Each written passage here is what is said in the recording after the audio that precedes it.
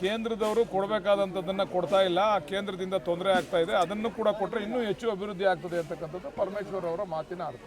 ಅಂದರೆ ಹಣ ಇದೆ ಅಂತೇಳಿ ಸರ್ಕಾರದಲ್ಲಿ. ನಮ್ಮ ಹತ್ರನೂ ಹಣ ಇದೆ, ಇನ್ನೂ ಹೆಚ್ಚು ಅಭಿವೃದ್ಧಿ ಆಗಬೇಕು ಅಂದರೆ ಕೇಂದ್ರ ಸರ್ಕಾರ ನಮಗೆ ಕೊಡಬೇಕಾಗಿರ್ತಕ್ಕಂಥ ಪಾಲನ ಕೊಡ್ತಾ ಇಲ್ಲ, ಅದನ್ನು ಕೊಡಬೇಕು ಅಂತೇಳಿ ನಾವು ಹಿಂದೆಯಿಂದನೂ ಒತ್ತಾಯ ಮಾಡ್ತಾ ಇದ್ದೀವಿ. ಕೇಂದ್ರದಕ್ಕೂ ದೆಹಲಿಗೂ ಹೋಗಿ ಒತ್ತಾಯ ಮಾಡಿದ್ದೀವಿ, ಅದನ್ನು ಕೂಡ ಕೊಟ್ಟರೆ ಇನ್ನೂ ಹೆಚ್ಚು ಅಭಿವೃದ್ಧಿ ಆಗ್ತದೆ ಅಂತ. ರಾಜು ಕಾಗೆ ಅವರು ಹೇಳ್ತಾರೆ, ಅನುದಾನ ವಿಚಾರದಲ್ಲಿ ವಿಶೇಷ ಅನುದಾನ ವಿಚಾರದಲ್ಲಿ ಸಿಗ್ತಾ ಇಲ್ಲ, ರಾಜೀನಾಮೆ ಕೂಡ ಪರಿಸ್ಥಿತಿ ಬಂದಿದೆ ಅಂತ ಹೇಳ್ತಾರೆ.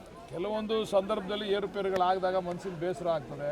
ಮನಸ್ಸಿಗೆ ಬೇಸರ ಆಗೋದ್ರಿಂದ ಸಮಸ್ಯೆ ಬಗೆಹರಿಯಲ್ಲ. ಅದನ್ನು ಮುಖ್ಯಮಂತ್ರಿಗಳ ಹತ್ರ, ಉಪಮುಖ್ಯಮಂತ್ರಿಗಳ ಹತ್ರ, ಸಂಬಂಧಪಟ್ಟಂಥ ಮಂತ್ರಿಗಳ ಹತ್ರ ಕೂತ್ಕೊಂಡು ಬಗೆಹರಿಸ್ಕೋಬೇಕು.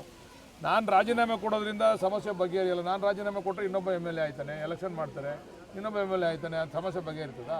ನಮಗೆ ಜನ ಆಶೀರ್ವಾದ ಮಾಡವ್ರೆ, ನಾವು ಕೆಲಸ ಮಾಡಬೇಕು. ಅದನ್ನು ಹೋರಾಟನೋ ಇನ್ನೊಂದು ಮತ್ತೊಂದು ಯಾವ ಭೇಟಿ ಮಾಡೋದು, ಚರ್ಚೆ ಮಾಡೋದು, ಮುಖ್ಯಮಂತ್ರಿಗಳ ಮನವೊಲಿಸುವಂಥದ್ದು, ಮುಖ್ಯಮಂತ್ರಿಗಳಿಗೆ ಲೋಪದೋಷಗಳನ್ನ ಗಮನಕ್ಕೆ ತರುವಂಥದ್ದು ಮಾಡಿಕೊಂಡು ಕೆಲಸ ಮಾಡಬೇಕು. ಅಂದರೆ ಹಿರಿಯ ಶಾಸಕರಲ್ಲಿ ಮನವಿ ಮಾಡ್ತೀವಿ. ಅಂದರೆ ಹೋರಾಟ ಮಾಡಿ ಹಣ ಕೊಟ್ಟರೆ ಮಾತ್ರ ಅಭಿವೃದ್ಧಿ ಅಂತ ಹಣ ಕೊಟ್ಟಿದ್ದಾರೆ. ಅವ್ರು ಹೇಳಿರೋದು 25 ಕೋಟಿ ಹಣ ಕೊಟ್ಟಿರೋದು ಸರಿಯಾದ ರೀತಿಯಲ್ಲಿ ಅಧಿಕಾರಿಗಳು ಸ್ಪಂದಿಸ್ತಾ ಇಲ್ಲ ಅಂತಕ್ಕಂಥ ಮಾತನ್ನು ಹೇಳಿದ್ದಾರೆ.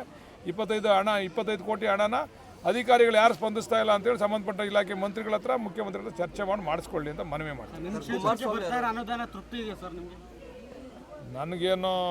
ನನಗೆ DK ಸುರೇಶ್ ಅವರ, ಶಿವಕುಮಾರ್ ಅವರ ಆಶೀರ್ವಾದ ಇರೋದ್ರಿಂದ ಸ್ವಲ್ಪ ತೃಪ್ತಿ ಇದೆ. ಅಂದರೆ ಬೇರೆಯವ್ರಿಗೆ ಆಶೀರ್ವಾದ ಇಲ್ಲ ಅಂದ್ರೆ ಆಗಲ್ವಾ ಅಂತ ಅವ್ರವ್ರು ಪಡ್ಕೋಬೇಕು ಆಶೀರ್ವಾದನ, ಅದನ್ನ ಹೇಳೋಕ್ಕಾಗಲ್ಲ.